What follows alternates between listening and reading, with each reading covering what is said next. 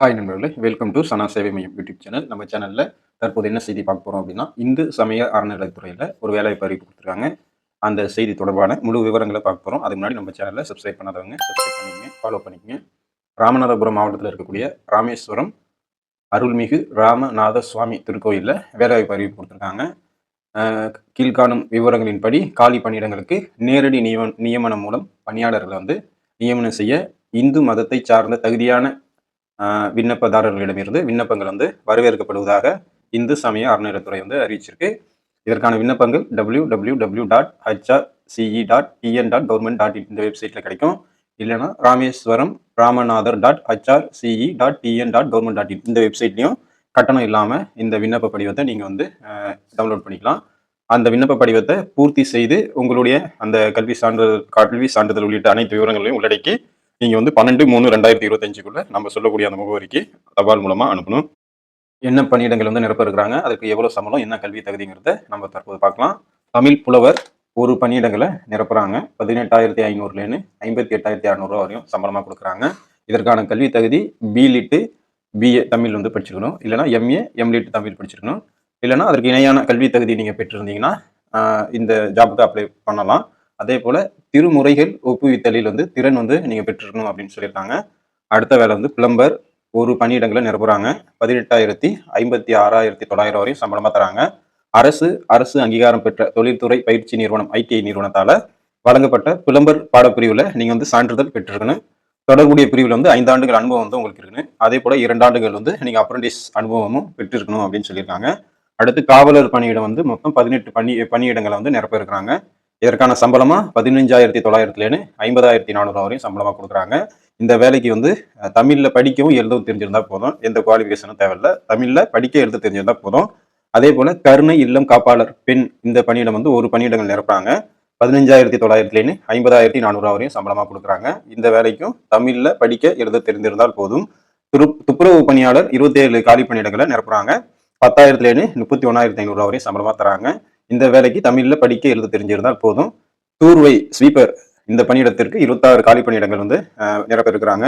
இதற்கான சம்பளமா 10,000லேருந்து 31,500 வரையும் கொடுக்குறாங்க. தமிழ்ல படிக்க மற்றும் எழுத தெரிஞ்சிருந்தா போதும். கால்நடை பராமரிப்பு போசோலையில 2 காலி பணியிடங்களை நிரப்ப இருக்கிறாங்க. 10,000லேருந்து 31,500 வரையும் சம்பளமா தராங்க. தமிழ்ல படிக்க எழுத தெரிஞ்சிருந்தா இந்த வேலைக்கு நீங்க அப்ளை பண்ணிக்கலாம். இதற்கான விண்ணப்பங்கள் www.hrce.tn.government.in இதுல அந்த விண்ணப்பம் இருக்கு. அதை நீங்க டவுன்லோட் செஞ்சு உங்களுடைய அந்த கல்வி சான்றிதழ் உள்ளிட்ட விவரங்கள்லாம் இணைச்சு இந்த முகவரிக்கு நீங்க தபால் மூலமா அனுப்பணும். இணை ஆணையர் செயல் அலுவலர் அருள்மிகு ராமநாத சுவாமி திருக்கோயில் ராமேஸ்வரம் நகர் மற்றும் வட்டம் ராமநாதபுரம் மாவட்டம் 623526 இந்த அட்ரஸுக்கு 12/3/2025 மாலை 5:45 மணிக்குள்ள நீங்க விண்ணப்பங்களை அவங்களுக்கு சென்று சேரும் வகையில அனுப்பணும். இந்த வேலைக்கான நிபந்தனைகள் கொடுத்துருக்காங்க. என்னென்ன நிபந்தனைகள் தற்போது பார்க்கலாம். விண்ணப்பதாரர் 1/7/2025 18 வயசு நிறைவடைஞ்சிருக்கணும். அதே போல 45 வயசுக்கு அதிகமா இல்லாதவரா இருக்கணும்னு சொல்லியிருக்காங்க. இந்து மதத்தை சார்ந்தவராகவும் இறை நம்பிக்கை உடையவராகவும் இருக்கணும் அப்படின்னு சொல்லியிருக்காங்க. குறிப்பா தமிழ்நாட்டை சேர்ந்தவராக இருக்கணும். பணி நியமன அரசாணை எண் 114 சுற்றுலா பண்பாடு மற்றும் அறநிலையங்கள் நாள் 3/9/2020 விதிகளுக்கு உட்பட்டது. அரசாணை எண் 219 சுற்றுலா பண்பாடு மற்றும் அறநிலையங்கள் 4/9/2022 விதிகளுக்கு உட்பட்டது தான் அந்த வேலைன்னு சொல்லியிருக்காங்க. அதே போல முதுகலை அல்லாத திருக்கோயில்களில் பணிபுரியும் தகுதியான பணியாளர்களும் இந்த ஜாபுக்கு விண்ணப்பிக்கலாம். நேரடி நியமனம் இந்து சமய அறநிலையத்துறை சட்ட விதிகளுக்கு உட்பட்டவை அப்படின்னு சொல்லியிருக்காங்க. நீதிமன்றத்துல தண்டனை அடைஞ்சவங்க, பட்ட கடனை தீர்க்க முடியாதவர்கள் என நீதிமன்றத்தில் தீர்மானிக்கப்பட்டவர்கள், அரசு பணியிலிருந்து பொது ஸ்தாபனங்களில் இருந்தும் பணிபுரிந்து தண்டனை காரணமாக பணி நீக்கம் செய்யப்பட்டவர்கள், திருக்கோயிலுக்கு எதிராக வழக்கு தொடர்ந்தவர்கள், அவர்களின் வாரிசுதாரர்கள் ஆகியோர் மேற்படி பணிக்கு விண்ணப்பிக்க தகுதியற்றவர்கள் அப்படின்னு சொல்லியிருக்காங்க. எந்த ஒரு திருக்கோயிலுக்கு எதிராக வழக்கு தொடர்ந்தவர்கள், அவர்களின் வாரிசுதாரர்கள், அரசு பணி மற்றும் பொது ஸ்தாபனங்களில் இருந்தும் இதர திருக்கோயிலில் இருந்தும் பணிபுரிந்து தண்டனை காரணமாக பணி நீக்கம் செய்யப்பட்டவர்கள் விண்ணப்பிக்க தகுதியற்றவர்கள் அப்படின்னு சொல்லியிருக்காங்க. திருக்கோயில் நிர்வாக நலனுக்கு எதிராக வழக்கு தொடர்ந்தவர்கள், போராட்டம் ஆர்ப்பாட்டத்தில் கலந்து கொண்டவர்கள் விண்ணப்பிக்க தகுதியற்றவர்கள் அப்படின்னு சொல்லியிருக்காங்க. அதே போல ராஜ்யகத்தாலும் தெய்வீகத்தாலும் ஏற்படும் மாற்றங்களுக்கு நிர்வாகம் பொறுப்பல்ல அப்படின்னு சொல்லியிருக்காங்க. வேலைவாய்ப்பு விண்ணப்ப படிவத்தினை www.hrce.tn.government.in இந்த வெப்சைட்ல நீங்க இணையதளத்திலே பதிவிறக்கம் செஞ்சுக்கலாம். இல்லைன்னா ராமேஸ்வரம் ராமநாதர்.hrce.tn.government.in இந்த வெப்சைட்லயும் நீங்க எடுத்துக்கலாம். இதுல எடுத்துட்டு தான் நீங்க அப்ளை பண்ணு. அதே மாதிரி அப்ளிகேஷன் வேறு வடிவத்தில் நீங்க டைப் செஞ்சு அதன் மூலமா வந்து நீங்க விண்ணப்பிச்சீங்கன்னா அது வந்து ஏற்றுக்கொள்ளப்படாதுன்னு சொல்லியிருக்காங்க. அப்ளிகேஷனை பொறுத்தளவுல இந்த HRC வெப்சைட்ல இருக்கும், அதுதான் வந்து நீங்க பயன்படுத்திக்கணும். ஒன்றுக்கும் மேற்பட்ட பணிகளுக்கு விண்ணப்பிக்க விரும்புவோர் ஒவ்வொரு பதவிக்கும் தனித்தனியாக பதிவிறக்கம் செய்து விண்ணப்பங்களை வந்து அனுப்பணும் அப்படின்னு சொல்லியிருக்காங்க. தேர்வு செய்யப்படும் பணியாளர் இத்திருக்கோயிலும் உபகோயிலுக்கும் உப நிறுவனங்களுக்கும் வந்து பணியிட மாறுதல் செய்யப்படுவார்கள் அப்படின்னு சொல்லியிருக்காங்க. தொற்றுநோய், உடல் மற்றும் மனநிலை குறைபாடுகள் உள்ளவர்கள் விண்ணப்பிக்க தகுதியற்றவர்கள் அப்படின்னு சொல்லியிருக்காங்க. விண்ணப்பதாரர் நல்ல தேக ஆரோக்கியம் உள்ளவராக இருக்கணும். ஒன்றுக்கும் மேற்பட்ட பணியிடங்கள்ல விண்ணப்பிப்பவர்களுக்கு ஒவ்வொரு பதவிக்கும் தனித்தனியாக எழுத்து தேர்வும் நேர்முக தேர்வும் நடைபெறும். நேர்முக தேர்வுல கலந்து கொள்பவர்களுக்கு எவ்வித பயணப்படியும் வழங்கப்பட மாட்டாது அப்படின்னு சொல்லியிருக்காங்க. விண்ணப்பத்துடன் கல்வி தகுதிக்குரிய சான்றிதழ்கள், கூடுதல் சான்றிதழ்கள், ஆதார், வாக்காளர் அடையாள அட்டை, குடும்ப அட்டை மற்றும் நன்னடத்தை சான்று போன்ற பிற ஆவணங்களின் நகல்களையும் சுய சான்றொப்பம் செய்து செல்ஃப் அட்டஸ்டட் செய்து இணைக்கப்பட வேண்டும் அப்படின்னு சொல்லியிருக்காங்க. அசல் சான்றிதழ் வந்து ஒரிஜினல் சான்றிதழை எக்காரணத்தை கொண்டு நீங்க வந்து அனுப்பக்கூடாது அப்படின்னு சொல்லியிருக்காங்க. விண்ணப்பதாரர் வசிக்கும் எல்லைக்கு உட்பட்ட காவல் நிலையத்துல விண்ணப்பதாரர் மீது குற்றவியல் நடவடிக்கை ஏதும் இல்லை என்ற சான்றிதழ் இணைக்கப்படணும். விண்ணப்பங்களை அனுப்பும் போது மேல் உரையின் மீது கண்டிப்பாக பதவியின் பெயரை குறிப்பிட்டு பதிவு அஞ்சல் மூலம் அனுப்பணும். பூர்த்தி செய்யப்பட்ட விண்ணப்பங்கள் பதிவு தபாலிலோ அல்லது நேரிலோ அனுப்ப வேண்டும். இந்த வேலைவாய்ப்பு அறிவிப்பு வெளியிடும் தேதிக்கு முன்னதாக வரப்பெற்ற விண்ணப்பங்களும் 12/3/2025 மாலை 5:45 மணிக்கு பின்னர் வரப்பெறும் விண்ணப்பங்களும் நிராகரிக்கப்படும் அப்படின்னு சொல்லியிருக்காங்க.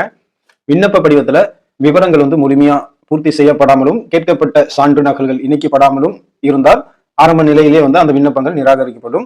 தகுதியான விண்ணப்பங்கள் மட்டுமே பரிசீலனைக்கு ஏற்றுக்கொள்ளப்படும். நன்னடத்தை உடையவராக இருக்கணும். இதற்கான அரசியல் பதிவு பெற்ற அதிகாரியிடம் நன்னடத்தை சான்று பெற்று சமர்ப்பிக்கணும் அப்படின்னு சொல்லியிருக்காங்க. வேலைவாய்ப்பு அறிவிப்பு பட்டியலில் கண்ட வரிசையின் நாளில் குறிப்பிடப்பட்டுள்ள பணியிடத்திற்கு பெண்கள் மட்டுமே விண்ணப்பிக்க வேண்டும் சொல்லியிருக்காங்க. விண்ணப்பதாரர் வயதிற்கான சான்று ஆவணமாக பிறப்பு சான்றிதழ் நகல் அல்லது கல்வி நிலையத்தால் வழங்கப்பட்ட மாற்றுச் சான்றிதழ், மதிப்பெண் சான்றிதழ் நகல் வந்து இணைக்கப்படணும் அப்படின்னு சொல்லியிருக்காங்க. விண்ணப்பதாரர் விண்ணப்பத்தில் குறிப்பிடப்படும் கல்வி தகுதி மற்றும் பிற தகுதிக்குரிய ஆவணங்களின் அசல் சான்றிதழ்கள் நேர்முக தேர்வின் போது கண்டிப்பாக வந்து நீங்க கொண்டு வரணும். விண்ணப்பதாரரால் தெரிவிக்கப்படும் விவரங்கள் அனைத்தும் சரியானவை என உறுதியளிக்க வேண்டும். தவறான தகவல் அல்லது போலியான ஆவணங்கள் ஏதேனும் அளித்து பணி நியமன ஆணை பெறப்படும் பட்சத்தில் எவ்வித முன் அறிவிப்புமின்றி பணி நீக்கம் செய்யப்படுவதுடன் சட்ட ரீதியான குற்றவியல் நடவடிக்கைகளுக்கும் உட்படுத்தப்படுவீர்கள் அப்படின்னு சொல்லியிருக்காங்க. நிர்ணயிக்கப்பட்ட காலக்கெடுவிற்குள் பெறப்படும் விண்ணப்பங்கள் மட்டுமே வந்து பரிசீலனைக்கு வந்து ஏற்றுக்கொள்வாங்க. மேலும் தகுதியான விண்ணப்பதாரர்கள் மட்டுமே பரிசீலனைக்கு பின்னர் நேர்முக தேர்வுக்கு அழைக்கப்படுவார்கள். தகுதி இல்லாத குறைபாடுகளும் வரப்பெறும் விண்ணப்பங்கள் நிராகரிக்கப்படும் அப்படின்னு சொல்லியிருக்காங்க. விண்ணப்பதாரர்களால் வழங்கப்படும் சான்றுகள் அனைத்தும் சம்பந்தப்பட்ட துறைகளின் மூலம் உண்மைத்தன்மை குறித்து பரிசீலனைக்கு உட்படுத்தப்படும். தேர்வு முறையானது அடிப்படை கல்வி தகுதி, அனுபவம், செயல்முறை தேர்வுகள், கூடுதல் தகுதி மற்றும் நேர்முக தேர்வு ஆகியவற்றுடன் அதுல இருக்கக்கூடிய மதிப்பெண்கள் அடிப்படையில் தான் நடைபெறும். பூர்த்தி செய்யப்பட்ட விண்ணப்பங்கள் வந்து உரிய சான்றுகளுடன் அஞ்சல் உரையில பணியிட வரிசை எண் மற்றும் எந்த பணியிடத்திற்கான விண்ணப்பம்னு தெளிவா பெரிய எழுத்துக்களை குறிப்பிட்டு தான் நீங்க வந்து பூர்த்தி செய்யப்பட்ட விண்ணப்ப படிவத்துடன் நேர்முக தேர்வுக்கு அழைப்பாணை அனுப்ப 25 ரூபாய் மதிப்புள்ள அஞ்சல் வில்லை ஒட்டிய சுய விலாசமிட்ட செல்ஃப் அட்ரஸ் அஞ்சல் உரையுடன் இணைத்து அனுப்பணும் அப்படின்னு சொல்லியிருக்காங்க. மேலும் உரிய இணைப்புகள் மற்றும் சுய விலாசமிட்ட அஞ்சல் உரை இல்லாமல் வரப்படும் விண்ணப்பங்களும் நிராகரிக்கப்படும் சொல்லியிருக்காங்க. பூர்த்தி செய்யப்பட்ட விண்ணப்பங்கள் 12/3/2025 5:45 மணிக்குள்ள வந்து சேரணும்னு சொல்லியிருக்காங்க. இதர விவரங்கள் வந்து இந்த திருக்கோயில் அலுவலக வேலை நாட்கள்ல அலுவலக நேரத்துல நீங்க நேர்ல இல்லைன்னா அந்த HRC அந்த வெப்சைட்லயும் நீங்க வந்து பார்த்து தெரிஞ்சுக்கலாம். விண்ணப்பதாரர் விண்ணப்பிக்க வேண்டிய முகவரி இணை ஆணையர் செயல் அலுவலர் அருள்மிகு ராமநாத சுவாமி திருக்கோயில், ராமேஸ்வரம் 623526 ராமநாதபுரம் மாவட்டம். நண்பர்களே, இந்த திருக்கோயில் ராமநாத சுவாமி திருக்கோயில் கோயில் வேலைக்கு நீங்க அப்ளை பண்ணணும்னு விரும்பினீங்கன்னா இந்த முழு டீட்டெயிலையும் வச்சு நீங்க வந்து அப்ளை பண்ணிக்கங்க. நன்றி.